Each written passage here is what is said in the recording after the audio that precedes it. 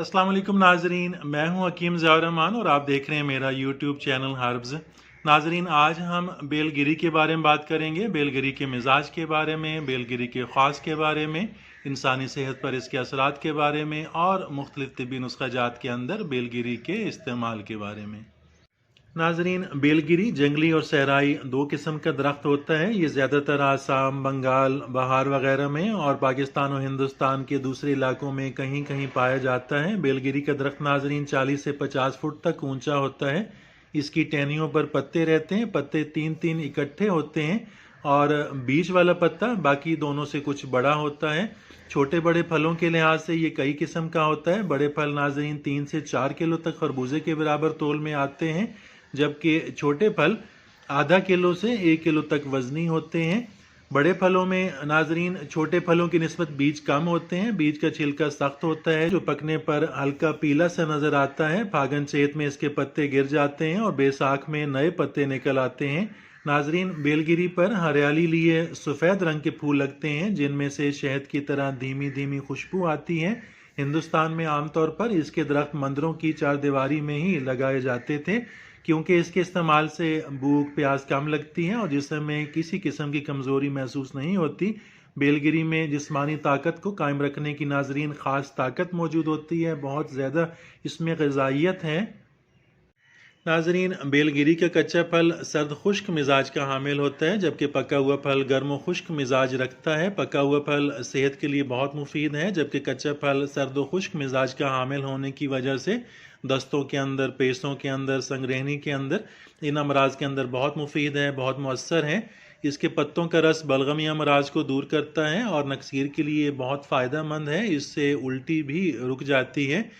Bell के पत्तों का रस ज़ियाबीतस में भी बहुत मुफीद पाया गया है। नाजरीन, बेलगिरी का सफ़ूफ असाल, पेचिस वगैरह में बहुत मुफीद है। बेलगिरी का सफ़ूफ बमिकदार 1 ग्राम सुबह शाम हमरा पानी अगर देते रहें तो दस्त फ़ौरन बंद हो जाते हैं।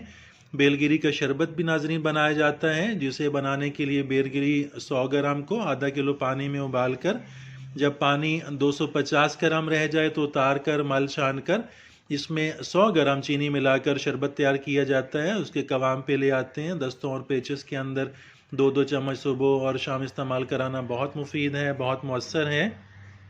नाजरीन, बेलगिरी का मुरब्बा भी तैयार किया जाता है। मुरब्बा बनाने के लिए बेलगिरी जो पकी हुई और बड़ी हो, जिसका छिलका भी बारीक हो, लेकर छिलका दूर करके चाकू की मदद से गोल गोल काशें तराश कर काशों से बीज निकाल दिए जाते हैं। अब किसी बर्तन में चीनी डालकर कवाम तैयार करके जब कवाम तैयार होने लगे तो उसमें बेलगिरी की काशों को डालकर कवाम में डालकर उसको इस कदर पकाया जाता है कि कवाम दुरुस्त हो जाए।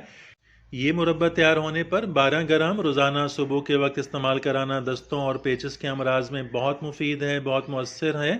नाजरीन, बेलगिरी का सौंफ और गुलधावा के हमरा भी असाल व पेचिस के लिए शरबत तैयार किया जाता है, जिसमें सौंफ 50 ग्राम, बेलगिरी 25 ग्राम और गुलधावा ये भी 25 ग्राम आधा किलो पानी में जोश देकर जब पानी 1 पाव रह जाए तो इसको मल छान कर इसके अंदर आधा किलो चीनी शामिल करके शरबत के कवाम पर ले आते हैं। ये शरबत भी हर किस्म के सालों पेचिस में मुफीद है, बहुत मौसर है।